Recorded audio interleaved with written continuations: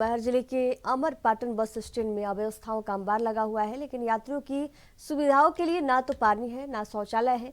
खासकर महिलाओं को ऐसी दशा में किन परिस्थितियों का सामना करना पड़ता होगा, आप सोच सकते हैं। बस स्टैंड में मांस, मछली और अंडा की दुकान सजी है। करोड़ों रुपए खर्च कर ये यात्री प्रतीक्षालय बनाया गया था ताकि यात्रियों को गर्मी और बरसात में यात्री प्रतीक्षालय में बैठ सके। पर अब तो यात्री प्रतीक्षालय में जानवर और असामाजिक तत्वों का जमघट लगा रहता है। ये अमरपाटन बस स्टैंड में क्या क्या अव्यवस्थाएं लग रही हैं आपको? ये हमारा अमरपाटन बस स्टैंड पिछले 5 सालों से, इससे पहले भी कार्य निर्मित हो रहा है, पिछले 5 सालों से संचालित है। जब से यहाँ पास आदरणीय मंत्री जी रामखिलावन जी शपथ ग्रहण समारोह करके आए, तो शायद हमारे जितनी मुझे जानकारी है, तो पहला बस स्टैंड का ही उन्होंने लोकार्पण किया था नगर परिषद के अंदर। तब से लेकर यथास्थिति जो सुविधाएं हैं उसी तरह हैं। न यहाँ किसी तरह के लेडीज़ों के लिए वॉशरूम या यात्री प्रतीक्षालयों के लिए यहाँ वॉशरूम की व्यवस्था है, न पानी पीने के लिए उचित व्यवस्था है और न बैठने के लिए उचित व्यवस्था है। यहाँ अगर आप देख लीजिए, बसें खड़ी हैं, ऑटो खड़ी हैं, यहाँ गाड़ी वाहन खड़ी करने के लिए कोई उचित व्यवस्था नहीं है। यहाँ दुकान वाले जो दुकान लगाते हैं, टपरा रख के अपनी रोजी रोटी पेट पालते हैं। इनको डेली नगर परिषद के जो सीएमओ है या उनके प्रशासनिक अमले के द्वारा नोटिस दिया जाता है कि अपनी दुकान हटाओ, ये करो वो करो। ठीक, अगर कोई व्यक्ति अपना ठेला लगा के पेट पाल रहा है, उस पर हम जोर आजमाइश कर रहे हैं, लेकिन उसी चीज़ को हम सही ढंग से बनाने के लिए असमर्थ हैं। इसका सबसे बड़ा कारण है कि कहीं ना कहीं हम मूलभूत सुविधाओं से वंचित रह जाते हैं।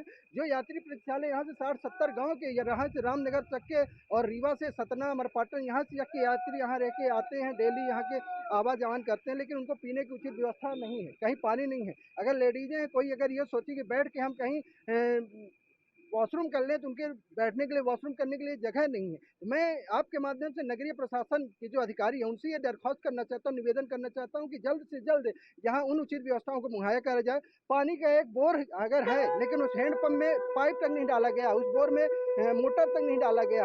इस गर्मी 43 डिग्री 44 डिग्री के तापमान में लोग पानी को बोतल खरीद के पी रहे हैं, गंदे निवाहन पानी का उपयोग कर रहे हैं। यही पास बगल में तालाब है, सभी चीज़ें उपलब्ध हैं, सभी चीज़ें उपलब्ध होने के बावजूद भी वो सुविधाएं नहीं मिल पा रही हैं आम जनमानस को। कब निर्मित हुआ था, कितना इसका लागत? ये करीब करोड़ों के ऊपर की लागत से बना था। 5 साल पहले की, करीब 5 साल के ऊपर हो गए जब यहाँ पास बीजेपी के विधायक थे, तब से ये बना है। तब से लेके यथा उसी तक अभी भी वही।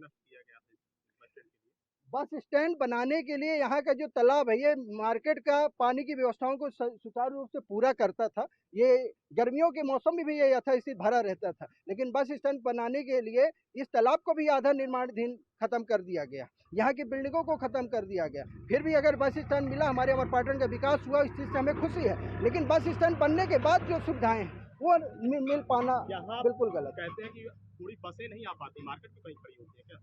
ये अमरपाटन का सबसे बड़ा इकलौता बस स्टैंड है। चाहे तो हर एक, चाहे रामनगर रोड हो, चाहे रीवा रोड हो, चाहे मैहर रोड हो, चाहे अमरपाटन प्रॉपर सतना रोड हो, कहीं के भी हो, सभी यहीं जगह से बस जाती और आनी चाहिए। लेकिन आप अगर रीवा रोड में जाके देख लीजिए, तो वहीं पास बसों की वजह से अतिक्रमण सबसे ज़्यादा है। अगर रामनगर रोड आप जाके देख लीजिए, केवल बसों की वजह से अतिक्रमण ज़्यादा है। मैहर रोड आप देख लीजिए, आए दिन हादसे होते रहते केवल बसों की वजह से।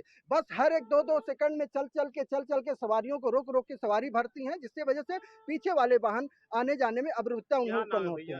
कौशलेंद्र सिंह नाम है हमारा। क्या क्या अव्यवस्थाएं लग रही बस स्टैंड में? यहाँ व्यवस्था ये नहीं है, शौचालय नहीं है यहाँ पे, गर्मी में पानी पीने के लिए नहीं है। एक सुलभ कॉम्प्लेक्स में जो भी बैठते हैं वहाँ गुंडागर्दी होती है। यहाँ पे आगे अन्य दिनों यहाँ पे जो दमखोर होते हैं, पुलिस प्रशासन ध्यान नहीं देती है, यहाँ पे उटपटांग होता है। और यहाँ पे जो है टीना शेड लगा दिया जाए, पब्लिक को बैठने के लिए सुविधा चाहिए। यहाँ कोई भी मंत्री मनीषा, कोई भी विधायक कुछ भी नहीं करते हैं। हाँ, ये कब बना था बस स्टैंड? बना में आया कि रात को यहाँ दारू भी पीते हैं। हाँ, दारू भी पीते हैं, दारू भी पीते हैं। यहाँ से यहाँ पर पूरा चमुड़ा लगे रहते हैं, आप कोई ध्यान नहीं देता, प्रशासन ध्यान नहीं दे रही। क्या नाम है आपका? पप्पू शर्मा नाम है हमारा। मध्य प्रदेश के मैहर जिले अंतर्गत अमरपाटन बस स्टैंड में मौजूद हूँ, जहाँ पर बस स्टैंड में अव्यवस्थाओं का अंबार लगा है। यहाँ न तो महिलाओं के लिए पानी की व्यवस्था है, न शौचालय की व्यवस्था है। इन परिस्थितियों में आप जानते हैं कि महिलाएं कि किस तरह परेशानियों का सामना करना पड़ता होगा।